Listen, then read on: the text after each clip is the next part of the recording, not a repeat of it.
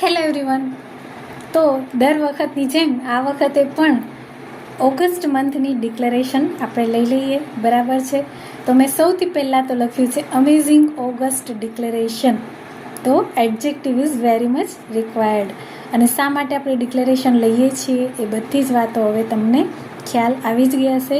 છતાં પણ આપણે પ્રેક્ટિસ સેશનમાં દર વખતે સિગ્નિફિકન્સ ડિસ્કસ કરીએ છીએ.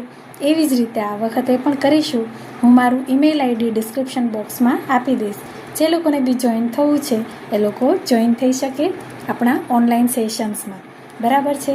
તો રોજ ડિક્લેરેશનની પ્રેક્ટિસ કરવી પણ એટલી જ જરૂરી છે, જેથી કરીને આપણે હાયર વાઇબ્રેશનમાં રહી શકીએ અને ગોડની સાથે, યુનિવર્સની સાથે કનેક્ટેડ રહી શકીએ, અલાઇન્ડ રહી શકીએ. ઓકે, અચ્છા. તો ફર્સ્ટ વેલકમમાં મેં શું લખ્યું છે કે I welcome my dear amazing August 2025. બરાબર. તો સૌથી પહેલું મેં જે લખ્યું છે દેટ ઇઝ અમેઝિંગ ઓગસ્ટ. અને year should not be forgotten. 2025 gliding in with wings adorned by all my joyful people. બરાબર. તો આ પણ એડ કરી શકીએ છીએ, પોતાની રીતે મોડિફાઈ પણ કરી શકાય છે. પછી ડિક્લેરેશનમાં શું લખ્યું છે? First comforts that is every day every moment of amazing August 2025 is full of happiness, blessed by universe, God, angels. Second is all my work is miraculously completed in this August 2025. करते हो तुम कन्हैया, मेरा काम हो रहा है.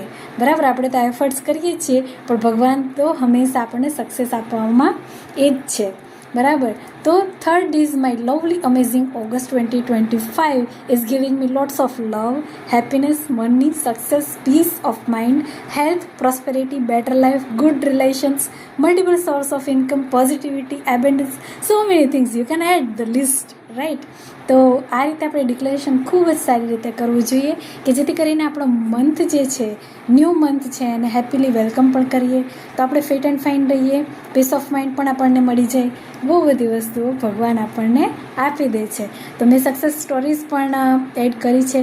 Like મેં એમાંથી મોબાઈલ પણ ડિક્લેર કરેલો છે, એસીઝ, ઘણી બધી વાતો મેં એમાં ડિક્લેર કરેલી છે અને સક્સેસ પણ થઈ ગઈ છે.